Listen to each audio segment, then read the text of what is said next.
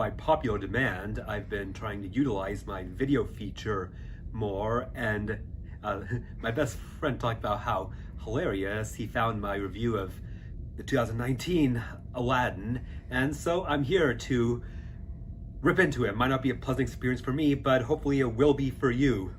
Now I think this might actually be my least favorite Disney live-action remake, which really is saying something considering how much I absolutely despise Maleficent. But really, I've only gone it right once with Cinderella. Maybe The Lion King if you liked looking at the real-looking animals. Most people didn't. But Aladdin, they do pretty much everything wrong. Now, let me list the ways. I don't even claim this is exhaustive.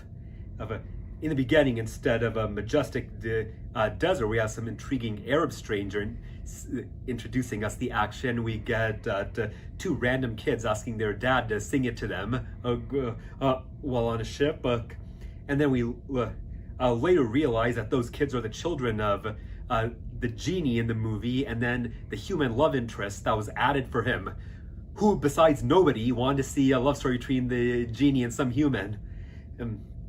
Now, I don't think anyone could have really replaced Robin Williams, and don't see anyone arguing that.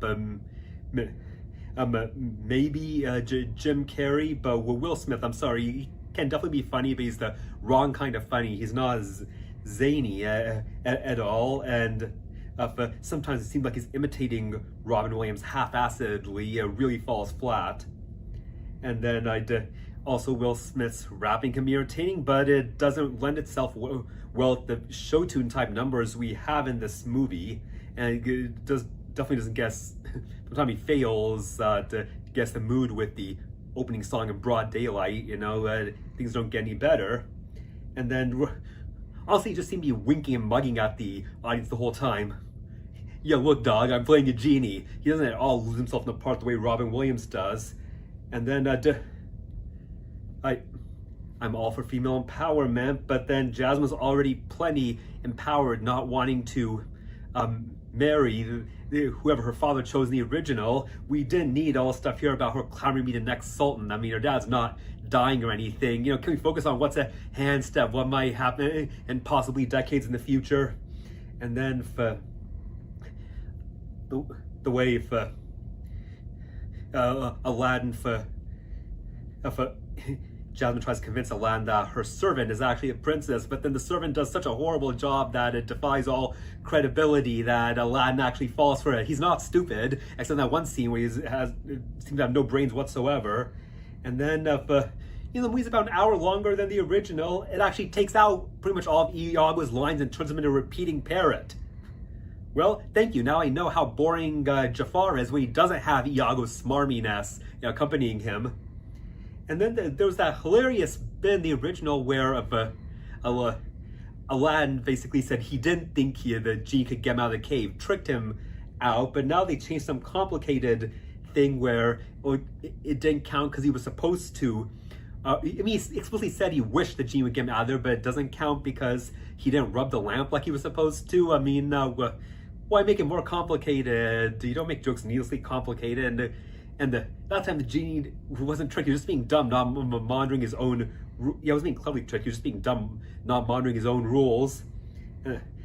Carp is actually my favorite character in the original, and it's amazing that how emotive he can be, even though he doesn't have a face and can't talk. But then in this movie, you can barely tell the dumb thing is sentient.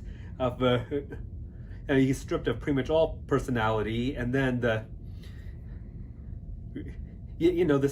I love the Simpsons YouTube series as much as anyone, but this movie seems to go out of its way to address some of the criticisms there. Aladdin's turned into Prince. He's not just pretending, so isn't that good enough? So the movie spends a whole lot of time trying to show, okay,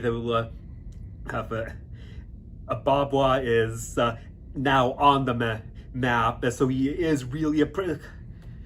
Look, Simpsons always find things wrong. He even says as the logo, no movie is without sin.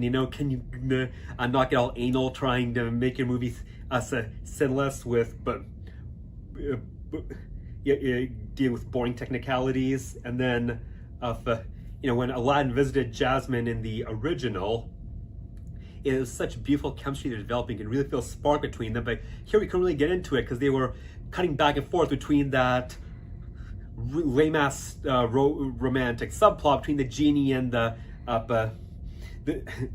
princess's servant, and really that servant served no purpose in the movie other than give the genie more screen time so he can have his own subplot, and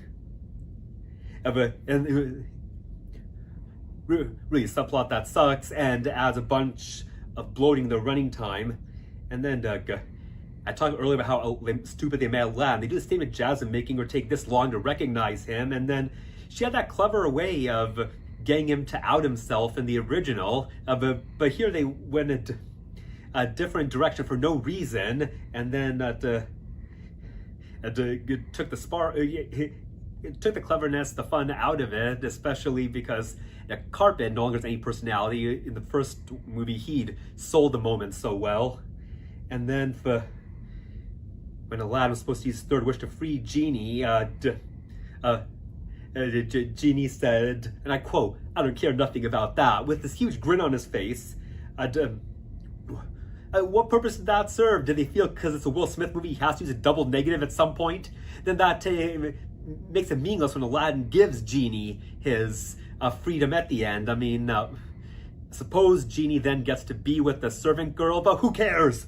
And then they throw in a heroic self-sacrifice for Carpet at the end, but first we're barely made to care about what's essentially just a rug in this movie.